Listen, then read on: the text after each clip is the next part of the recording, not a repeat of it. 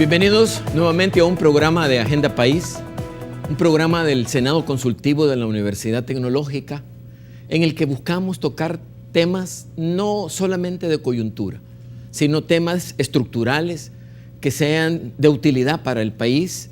Y en esta oportunidad nos honramos realmente de poder ser un vehículo para presentar parte del informe que presentó esta semana el Programa para las Naciones Unidas, PNUD. Contamos en esta ocasión con la participación de Cristian Salazar Volkmann.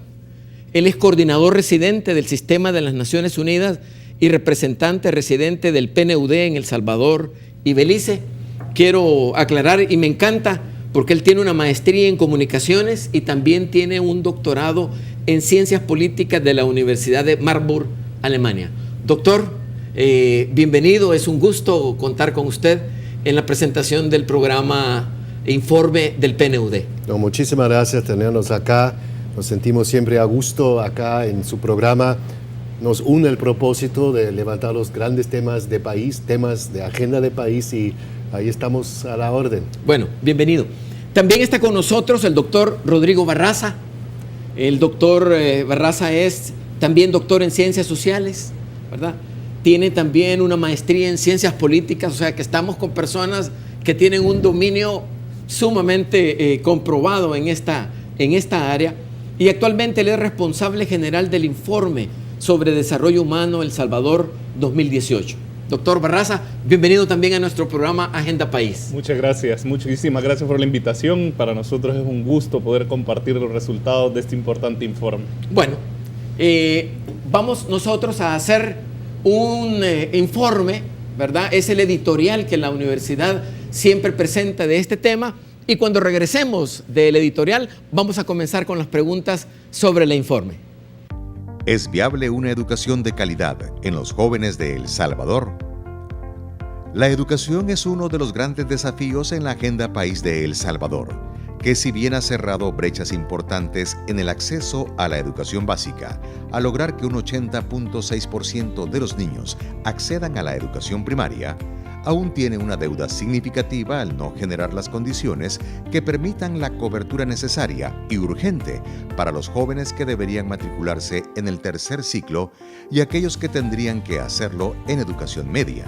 Esta última, con una tasa de matrícula de un 36.8%, según los hallazgos que presenta el más reciente informe de desarrollo humano del Programa de Naciones Unidas para el Desarrollo, PNUD.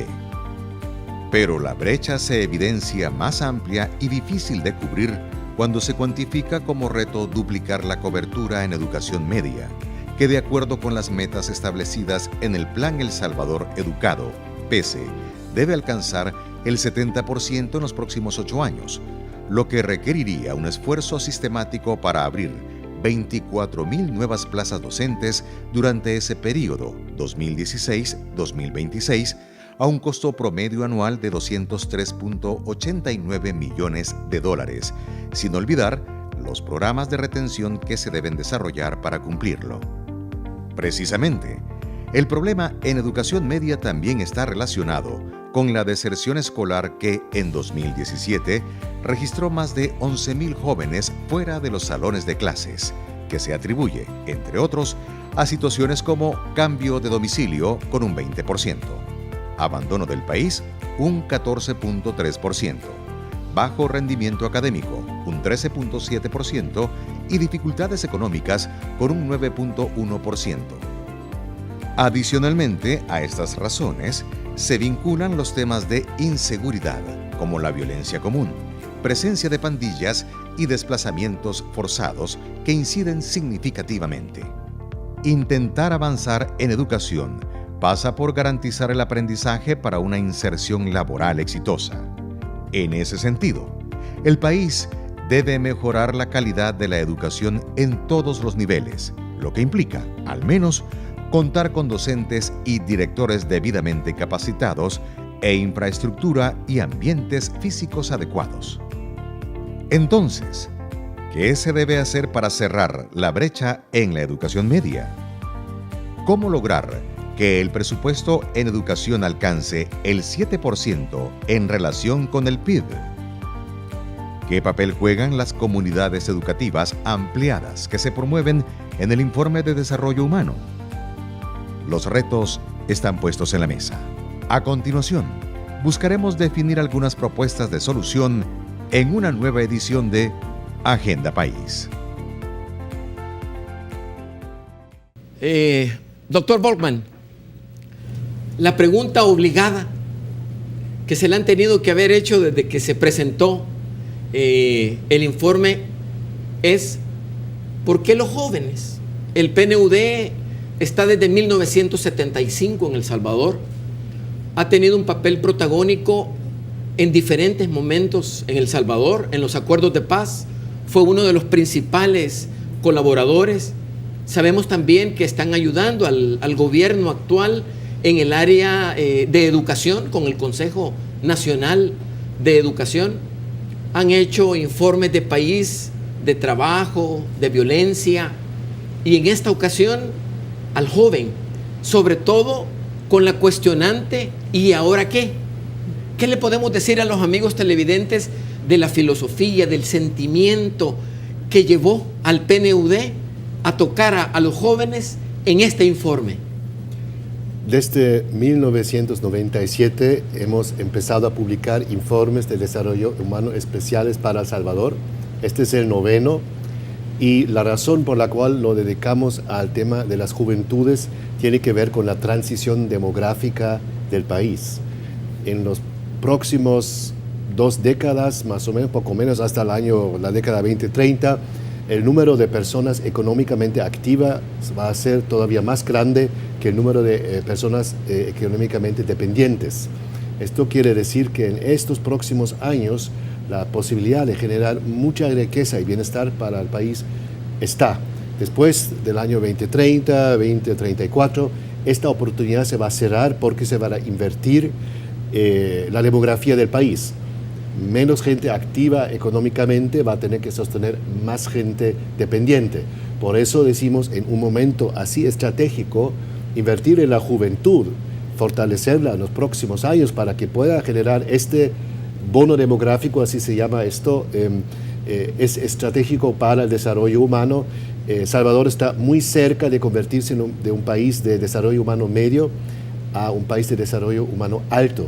Y la clave para hacer este salto en la calidad del desarrollo de El Salvador está en las juventudes. Yo leí en el informe, doctor, de que El Salvador ha tenido efectivamente un crecimiento y un desarrollo positivo en lo que está relacionado a país, pero también lo mencionan en la juventud y hablan que la juventud también se ha visto beneficiado de este desarrollo humano.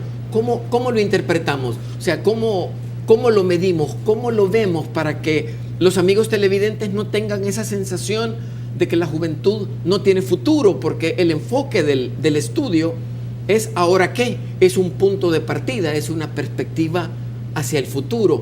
Pero ¿cómo es que los jóvenes han venido mejorando, creciendo y desarrollándose en los informes que ustedes han estado elaborando?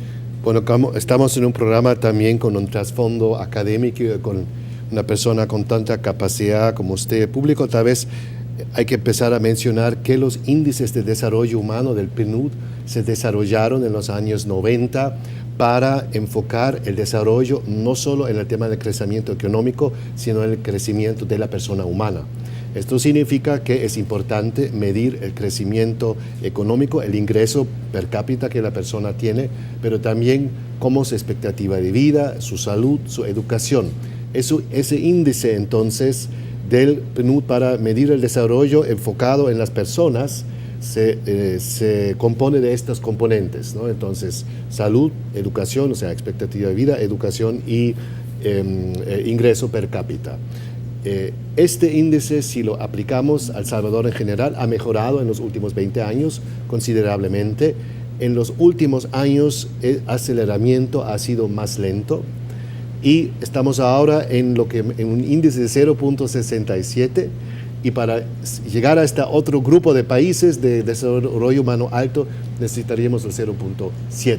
Y hemos ahora aplicado sobre todo en las dimensiones de salud y educación a las juventudes 15 a 29 del país. Y de ahí sale que estas juventudes tienen un índice de desarrollo de 32% por encima del promedio de los adultos, de la población adulta. Y esto es, creo que, un mensaje primero muy bueno. Esta es la generación de jóvenes con mejores capacidades humanas que el país ha tenido, y es algo que primero hay que reconocer, y estamos, digamos, por eso muy confiados de que si se invierte en esa capacidad, el país va a despegar rápidamente en los próximos 10, 15 años. Muy bien. Doctor Barraza, hay un esquema que, como yo me tengo que disculpar porque soy ingeniero, y los ingenieros somos más dados a los cuadros, a las figuras, porque muchas veces expresan el sentimiento o el objetivo que se quiere. En el documento aparece esta gráfica que fue diseñada precisamente para el informe, en el que nosotros podemos distinguir el objetivo, el crecimiento, el desarrollo humano. Se toca el tema de la seguridad, que no es la primera vez que lo toca el informe, ¿verdad? O sea, me gusta mucho la figura central, que es el empoderamiento de los jóvenes, pero hay un término que en nuestra sociedad no ha sido muy usado, que se conoce, que es la resiliencia, ¿verdad? Ustedes la han incluido como un elemento fundamental en lo que ha sido su informe. ¿De qué manera, doctor, si usted puede darnos la percepción, ¿verdad? El sentimiento de cómo relacionamos este término con el desarrollo humano, con la seguridad ciudadana, aunque en los otros bloques vamos a hablar acerca de esto, y cómo la resiliencia afecta, ¿verdad? O favorece, mejor digámosle, el empoderamiento de los jóvenes. Perfecto, muchísimas gracias. Yo creo que el informe parte de la idea básica, digamos, que el desarrollo humano y la seguridad humana son caras de una misma moneda, ¿verdad? Ya otros informes anteriormente han señalado que no puede haber desarrollo humano si no hay seguridad humana. En ese sentido, nosotros hemos planteado que uno de los grandes retos que tiene El Salvador para avanzar en desarrollo humano es superar los obstáculos que la seguridad ciudadana y la inseguridad, sobre todo, representa para la juventud. Los jóvenes son, de alguna u otra manera, las principales víctimas de la violencia porque tienen tasas de homicidio que son mucho más altas que de las personas adultas. Sí. Son además, digamos, los que en la última década han aportado, o son el 50% de las muertes por homicidio han sido de personas jóvenes. Entonces creemos que este informe, al hablar de juventud, no puede obviar esa realidad. Sin embargo, también creemos que las personas jóvenes tienen capacidades importantes. Una de ellas es la resiliencia, que es la capacidad que tienen las personas para afrontar las adversidades. Entonces, en la interacción de estos tres conceptos, nosotros encontramos que un elemento fundamental para que el país avance es que los jóvenes tengan la capacidad de afrontar una de las principales adversidades, que es la violencia, y en ese camino que se empoderen como ciudadanos capaces de tomar el control sobre las problemáticas que afectan su vida. Quiero decirles a los amigos televidentes de que el informe contiene experiencias de 28 instituciones, ¿verdad? Que vamos a buscar la forma de conocerlas, porque creemos que es importante que en nuestro país sí se puede, ¿verdad? Porque cuando se hace el cuestionamiento, ¿y ahora qué?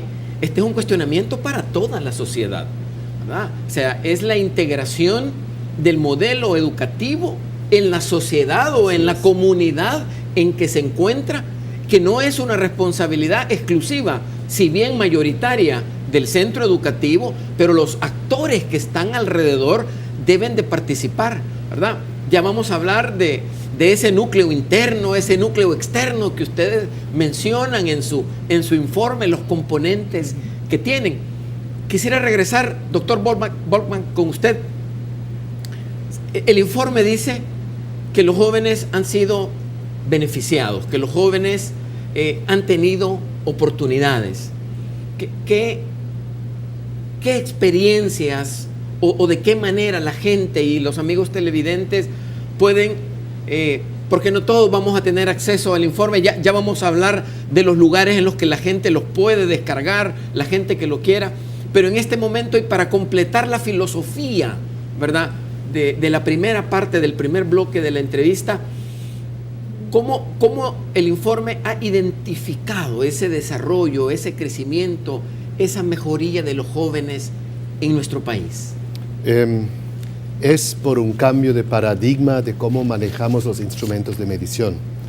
Este tema de la resiliencia es un tema relativamente reciente y hemos desarrollado por primera vez, y esa es la gran innovación de este informe, una escala de resiliencia, en donde se miden estas capacidades de jóvenes de imponerse a las adversidades de la vida.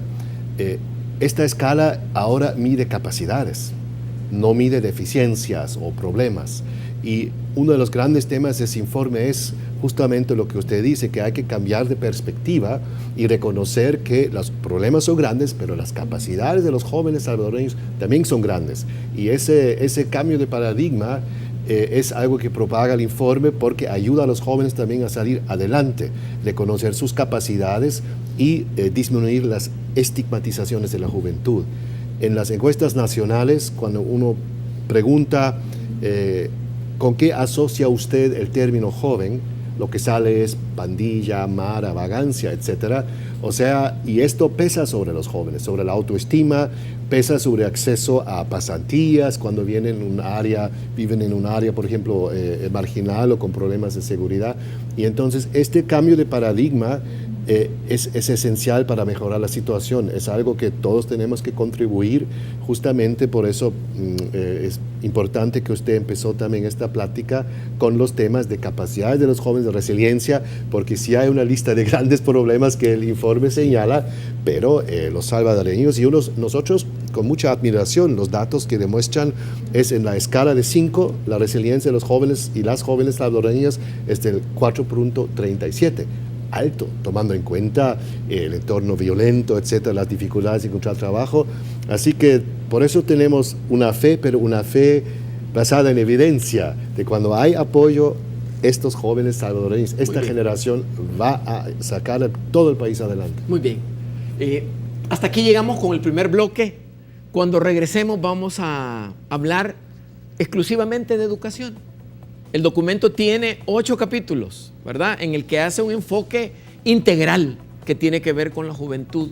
Pero creemos que la educación es ese motor que le permite a esa cantidad inmensa de jóvenes el poder formarse, tener oportunidades, conseguir trabajo, ¿verdad? Por eso hablábamos de que no solo vamos a hablar del centro educativo, sino que también de la comunidad, porque la sociedad debe de participar en abrir oportunidades para los jóvenes, no estigmatizarlos, como lo decía el doctor Volgan hace un momento, pero eso lo vamos a ver en el siguiente bloque. Ya regresamos.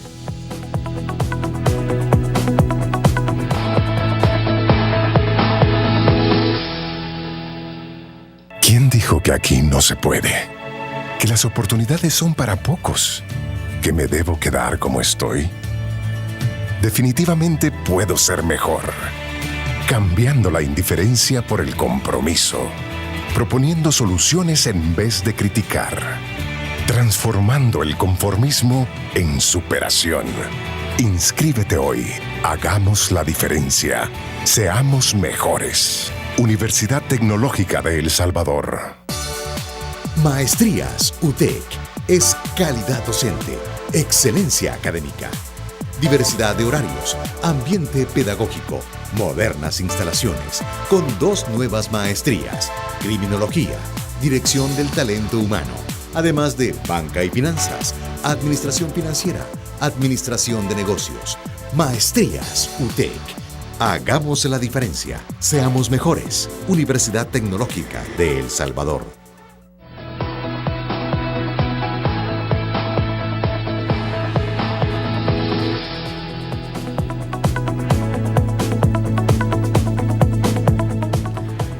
Bienvenidos nuevamente a nuestro segundo bloque. Como les decía, el informe tiene 8 capítulos, tiene diferentes áreas en las que se desarrolla el tema de la juventud. Creo yo que no tenemos en El Salvador un documento que nos permita conocer, estudiar y analizar desde una perspectiva sobre todo positiva, ¿verdad? Porque en nuestra sociedad se da mucho el análisis o la crítica de lo que está sucediendo. Lo decía el señor representante del PNUD hace un momento, la estigmatización de la juventud no debe ser así. Si no, estaríamos condenando a nuestro país a que no tiene un futuro, y todos queremos tener un país mejor. En el capítulo 4, que está relacionado con educación, el informe plantea que la escuela no puede darlo todo, doctor Barraza, pues no sustituye a la familia en su rol primordial.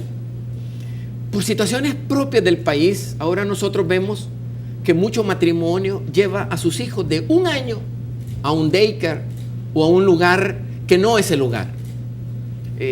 Antes, cuando no era así, los jóvenes o los niños estábamos 4 o 5 años en nuestro hogar, ¿verdad? Conviviendo con nuestros padres, recibiendo esa formación primaria, si le podemos llamar así. El informe dice de que es importante el rol familiar. ¿Cómo plantea el PNUD que debe ser el rol de la familia en el desarrollo de estas habilidades y competencias para que pueda tener esa resistencia y desarrollar capacidades y hábitos positivos ante el panorama que tiene nuestro país? A partir de la escala de resiliencia, sí. La escala de resiliencia tiene 3 factores que lo explican. Una son las capacidades individuales, que suelen ser las capacidades que tiene el individuo, como la autoestima, la capacidad de sentirse responsable de su propio futuro, si admira a otras personas. Otra es el factor de relaciones con la familia, que tiene que ver mucho con el cuidado, la relación que tiene el joven con sus padres, la comunicación que establece con su familia. Y la otra es el contexto. Entonces, lo que encontramos en la escala de resiliencia fue que en las personas más jóvenes, que es los jóvenes de 15 a 19 años, en ellos el factor que tiene mayor peso al explicar la resiliencia es el cuidado de la familia, la relación de la familia. Entonces, a partir de esos resultados, en los subsiguientes capítulos nosotros planteamos que es importante que la familia se involucre en el proceso de formación de capacidades y sobre todo en el proceso de formación educativa. El capítulo 4 aborda, digamos, los retos tradicionales del sistema educativo, como pueden ser la cobertura, la calidad, pero también la infraestructura del centro educativo, pero también aborda de manera muy especial la violencia como una nueva amenaza o un nuevo factor no tradicional en la educación en El Salvador. Entonces, lo que encontramos, independientemente de si la escuela es más o menos segura, es que cuando la familia se involucra en el proceso educativo, cuando la familia tiene contacto con los maestros, el nivel de resiliencia es mayor para las personas que estudian, ¿verdad? Entonces, en ese sentido, creemos que una de las formas, la primera de las formas de involucramiento de la familia en la educación es estando pendiente de qué está aprendiendo el hijo, cómo lo está aprendiendo y teniendo una comunicación fluida con los centros escolares. Claro, si puedo añadir algo. Por favor, doctor. También la encuesta de resiliencia encuentra que casi la mitad de los jóvenes, las jóvenes, viven en hogares en zonas con problemas de seguridad. Y que el 40% de estos jóvenes que crecen bajo estas condiciones crecen sin mamá y papá. Es decir, hay grupos también en familias que o solo con un padre, una mamá o incluso sin papá, mamá. Es una realidad también de Salvador, como usted bien sabe, y por eso la familia, estamos hablando ya de la comunidad educativa ampliada. O sea, la familia, el docente y el mismo alumno, la misma alumna son el núcleo. Pero alrededor estos factores de si las ADESCO, las organizaciones sociales, las iglesias, la municipalidad, el empresariado, todos los que forman parte de la comunidad se agrupan más en la escuela, se involucran más, se interesan más.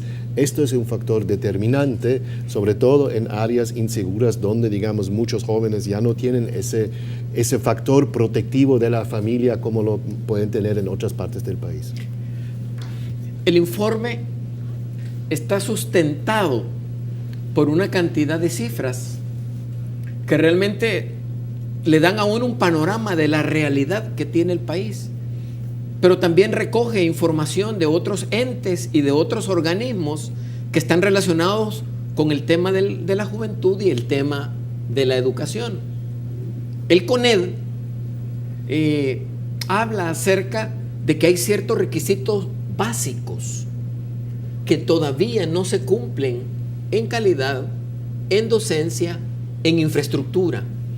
Que si nosotros queremos construir ese edificio, lo estamos hablando simbólicamente, en el que los diferentes actores puedan participar. Esa estructura base para poder hacerse demanda una cantidad de miles de docentes, casi 1000 aulas más para que esto se pueda trabajar. O sea, hay una cantidad de recursos.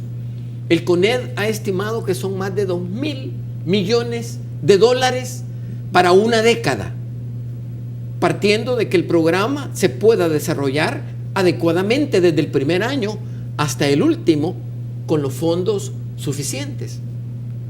No me quiero desviar del tema, pero debo decirlo, que lo mismo le está pasando al Consejo de Seguridad. El Consejo de Seguridad dice, bueno, nosotros podemos combatir la inseguridad en El Salvador, pero necesitamos $12.000 millones. Ya hay un impuesto a la telefonía que está dando más de $200 millones al año. Nunca hemos escuchado de un impuesto para la educación que tanto se necesita. Mi pregunta para usted, doctor, ¿cuál es la realidad, la factibilidad de este modelo que el CONED se ha planteado, si muchas veces carecemos en el presupuesto de los recursos para lo básico? Podemos tener la intención, podemos tener la voluntad, pero qué tan realista o factible es que podamos hacer esta inversión para mejorar la educación en El Salvador. Una de las propuestas de nuestro informe es que se cree un pacto intergeneracional pro juventud y que las fuerzas políticas, por ejemplo, se pongan de acuerdo en un pacto fiscal a largo plazo en donde se definen las prioridades de la inversión estatal, no más allá de un solo gobierno. Porque es cierto, los requerimientos son grandes, pero francamente en inversión de educación El Salvador invierte menos que otros países. Y es un país pequeño, la riqueza está en su gente, no tiene grande superficie ni grandes recursos, digamos, que explotar. O sea, la riqueza está en su gente. Es una decisión política de entonces invertir en la gente. Esto necesita un consenso a largo plazo. Y eso se puede hacer, otros países también lo hacen, pero sí requiere ese consenso y creemos que las propuestas en educación son realmente lo que se necesita para avanzar el país. Hay también un concepto interesante hoy en día en ciencias sociales, políticas, que se llama el costo de la inacción. Porque si usted no hace eso, el país va a perder competitividad frente a los otros países. Entonces, creemos que sí, como usted dice, hay que invertir en la educación, la calidad, la infraestructura, la ampliación de cobertura. Esto es tal vez una de las tareas más importantes políticamente en los días de hoy. Si no, el país, aunque siga avanzando, va a avanzar más lento que todos los demás que avanzan más rápido. Sí. Y hoy, el que no es suficientemente rápido, pues pierde. Sí. Y lo que decimos en el informe es que sí, el país tiene la capacidad porque tiene esta juventud resiliente, repito eso, y con capacidades. Entonces, no es que uno invierta algo y no va a pasar nada. Si se invierte en esa educación, el país va a despegar como nunca. Muy bien. Otro elemento que hay que analizar, doctor Barraza, en la deserción escolar, que esta básicamente es la consecuencia de la mayoría de problemas que hemos estado enunciando hasta este momento, que los padres de familia no lo apoyan, que hay inseguridad adentro o afuera del centro escolar.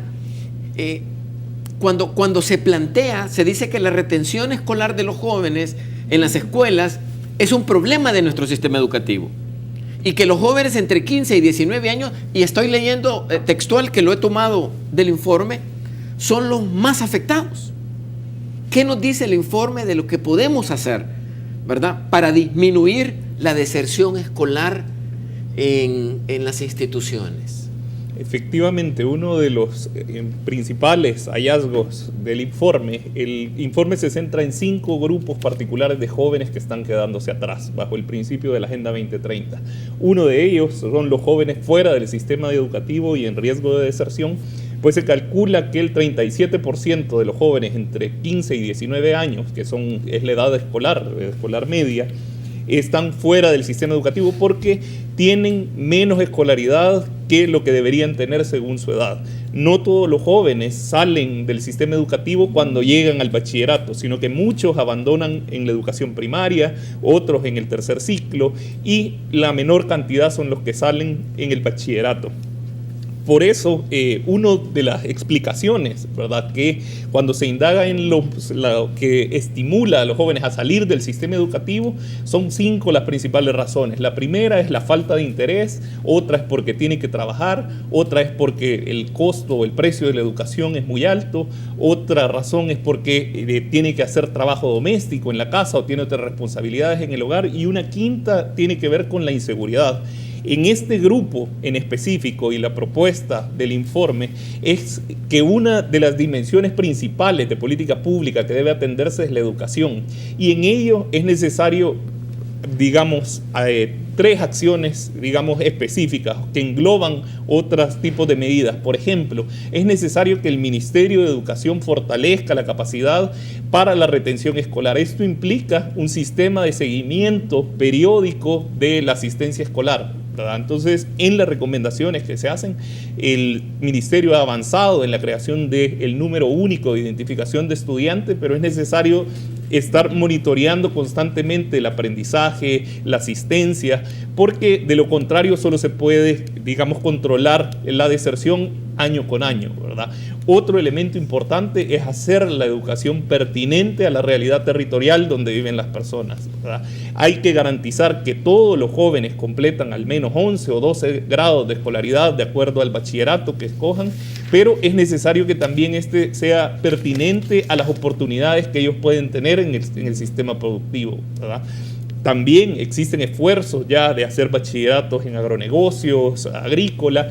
Entonces es necesario adaptar esa realidad educativa a lo que busca la demanda laboral. Otro elemento importante es planificar de cara a lo que se necesita en el sistema productivo, ¿verdad? Porque de esta forma los jóvenes que se forman en educación media pueden tener las habilidades necesarias para el empleo. Bueno, muchas gracias, doctor. Con esto cerramos nuestro segundo bloque. Vamos a unos anuncios y continuamos tocando el tema del informe del PNUD.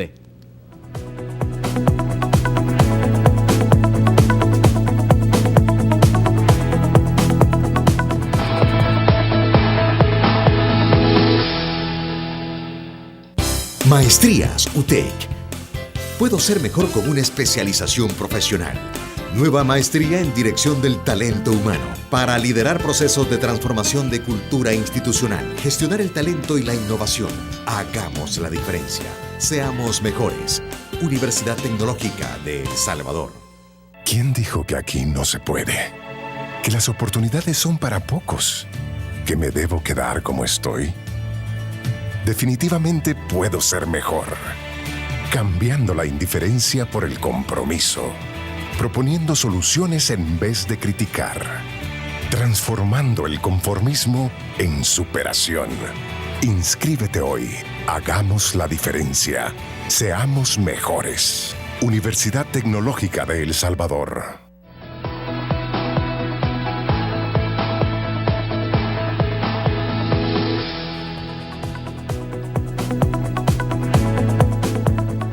Bien, continuamos con nuestro programa de hoy, el informe del PNUD para este año 2018, enfocado en el joven y preguntándose, ¿y ahora qué?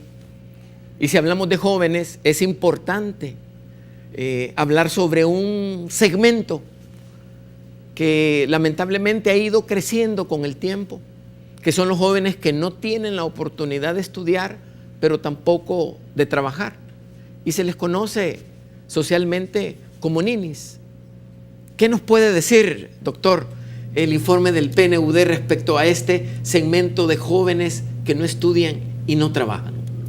Bueno, primero los datos crudos, 28% aproximadamente de los jóvenes ni estudian ni trabajan. Ahora, ahí sí, bajo el principio de no dejar nadie atrás y analizar quiénes son.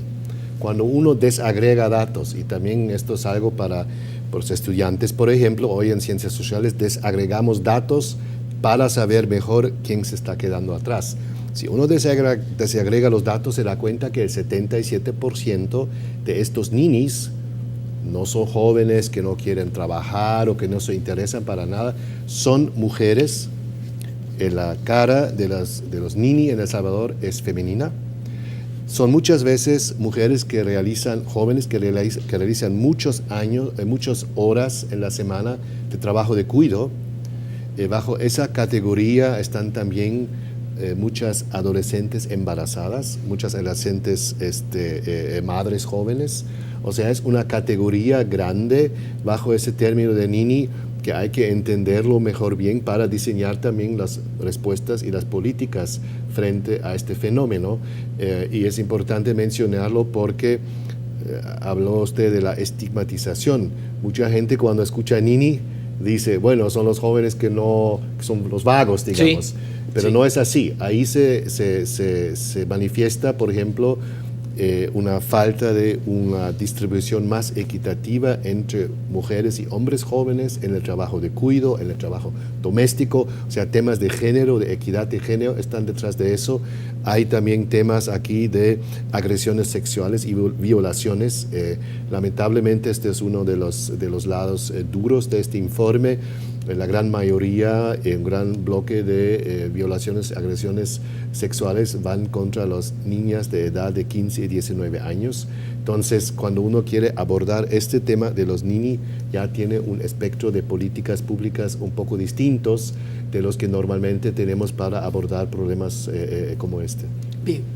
Doctor Barraza, el informe habla de la mejora, del crecimiento, del desarrollo, de la juventud, pero también plantea que aún existen brechas, ¿verdad? Que aún hay aspectos que son necesarios de mejorar. ¿Cuál es presente el informe que puedan conocer nuestros amigos televidentes? Yo creo que una de las brechas, y a partir de los 5 grupos que le mencionaba, que fueron priorizados, que son los que se están quedando atrás dentro de los jóvenes, una de las brechas más importantes la tienen los jóvenes rurales, ¿verdad? Porque los jóvenes rurales tienen inserciones laborales mucho más tempranas. Se calcula que más o menos a los 13 años comienzan los jóvenes en el área rural a trabajar. Además, tienen niveles de escolaridad que son más o menos 3 años menores que los jóvenes que viven en el área urbana.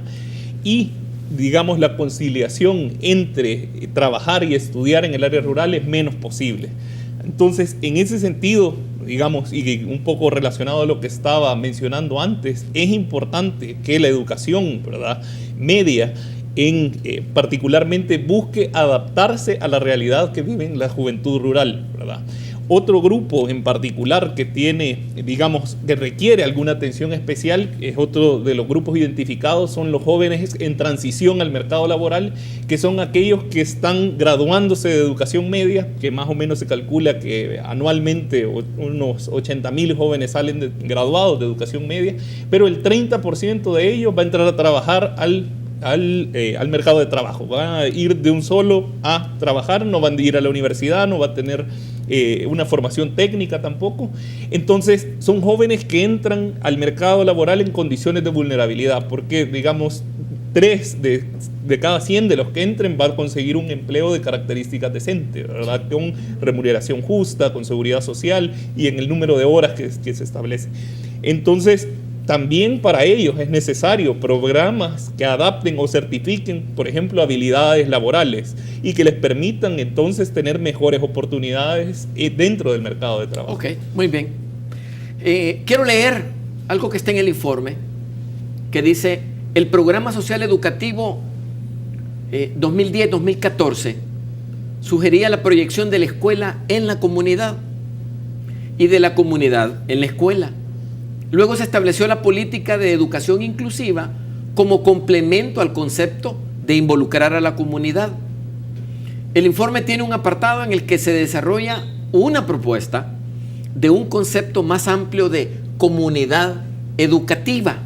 ¿verdad?, que tiene diferentes componentes y habla de una comunidad nuclear, ¿verdad? ¿En qué consiste este concepto, doctor Volkmann?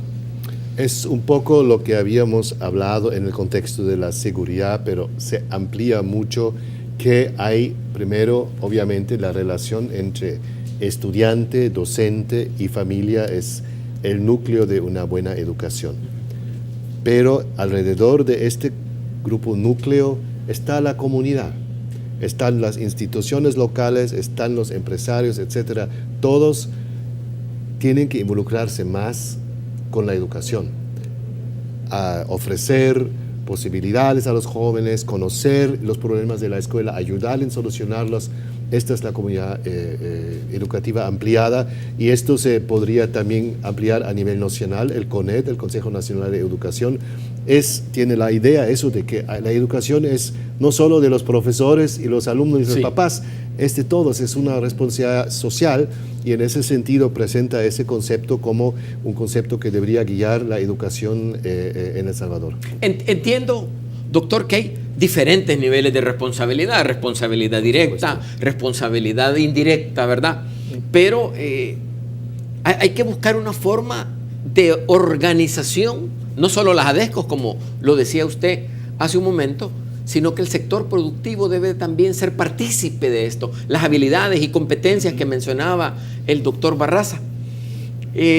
Con relación a estas buenas experiencias, ¿qué nos presenta el informe de estos 28 centros educativos que el PNUD tuvo la oportunidad de conocer esas experiencias, para que veamos que sí se puede, que es posible, de que no sea el concepto negativo el que predomine en la sociedad, ¿verdad? Y que cuando el término con el que ustedes acertadamente han dicho, ¿y ahora qué?, es que sí podemos, sí se puede hacer, y hay expectativas de poder hacerlo.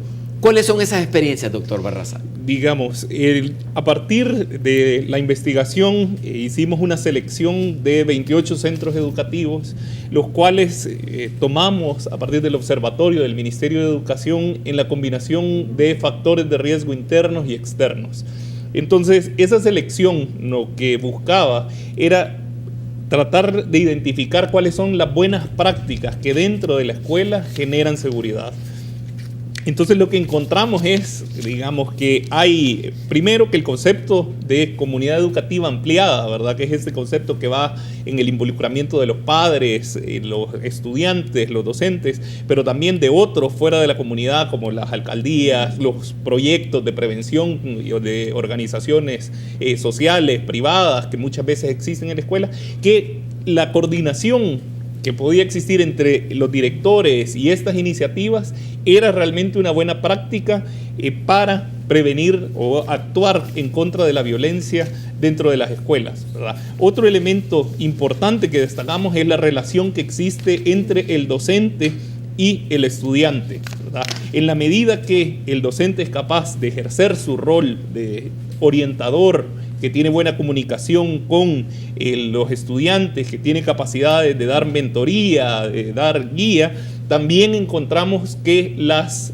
comunidades educativas funcionaban mejor, ¿verdad? Entonces, a partir de estos elementos, una de las conclusiones principales que tomamos es que no existen, digamos, condiciones de seguridad que son similares en todos los centros educativos, sino que se deben actuar sobre las formas de inseguridad que hay dentro del Sistema Nacional de Educación, ¿verdad?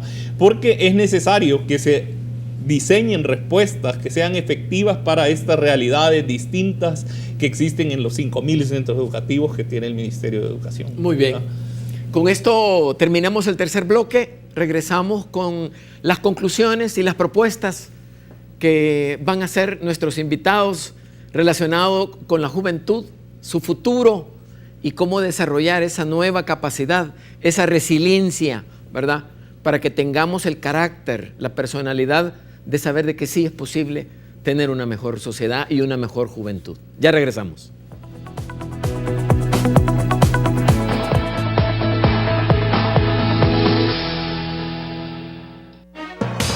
Centro de Investigación de la Opinión Pública Salvadoreña CIOPS. Precisión, credibilidad, objetividad, confianza en sus encuestas de opinión pública, investigaciones de mercado, asesorías y capacitaciones. Contáctenos al 2575-8986. CIOPS, más de 27 años aportando al desarrollo por medio de la información. Hagamos la diferencia. Universidad Tecnológica de El Salvador. La Universidad Tecnológica de El Salvador y el Consejo de Facultades Humanísticas de Centroamérica, el Caribe y México, COFACA, desarrollarán del 25 al 28 de septiembre el 9º Congreso de Pensamiento Humanístico denominado Construyendo un Nuevo Humanismo para enfrentar los problemas y desafíos contemporáneos, con la participación de distinguidos expositores de la región, entre ellos José Corrales de Puerto Rico, Olda María Cano de Panamá, Anadelia Ramírez de Costa Rica y Carlos Bueno de México. Universidad Tecnológica de El Salvador.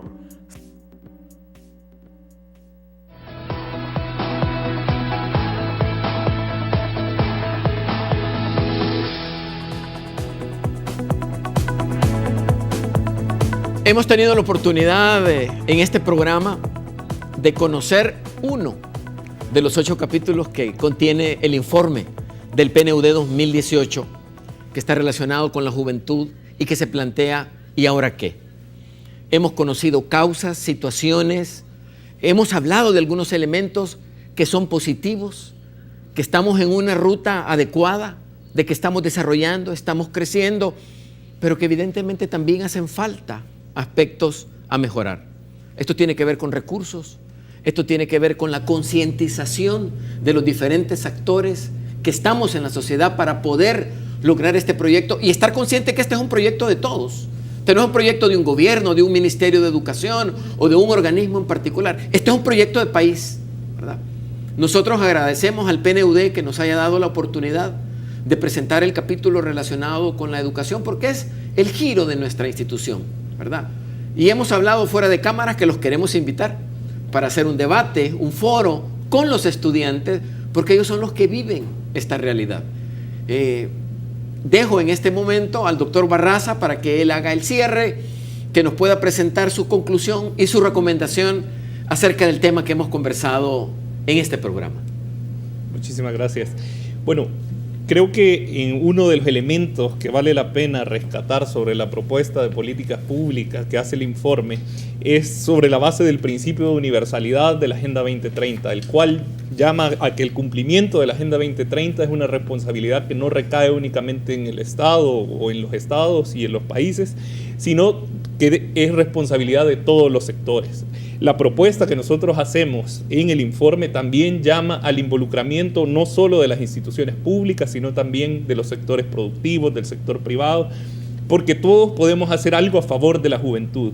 Por ejemplo, a la hora de hablar de la propuesta de promover comunidades educativas ampliadas, es necesario considerar que se necesitan esfuerzos de coordinación, de formación de alianzas del sector público con el sector privado, para que los programas de atención a la violencia que existen en los centros educativos permanezcan en el tiempo y sean sostenibles. Otro elemento es promover, que pueden hacer todos los ciudadanos, es promover la equidad entre hombres y mujeres, porque encontramos que todavía existen patrones culturales que favorecen la educación del hombre sobre las mujeres. Muchas gracias.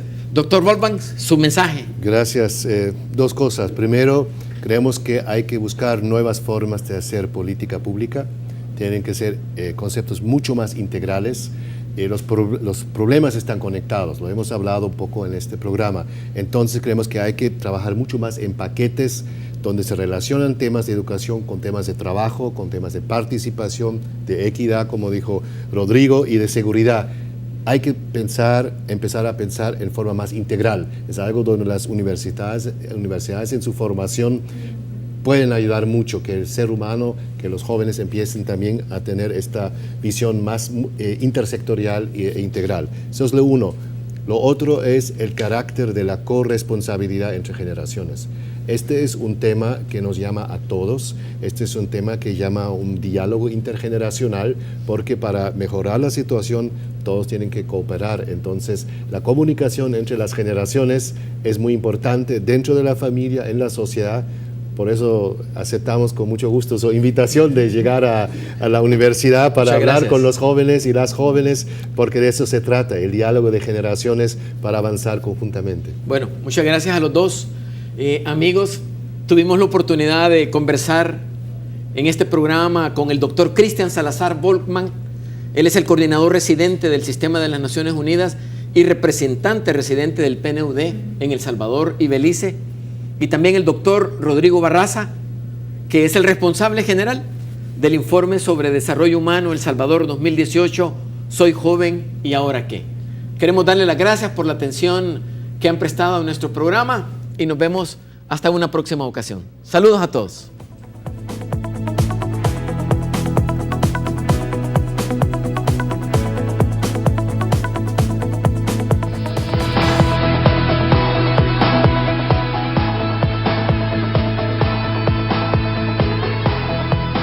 Sé el que hace. Hagamos la diferencia. Universidad Tecnológica de El Salvador.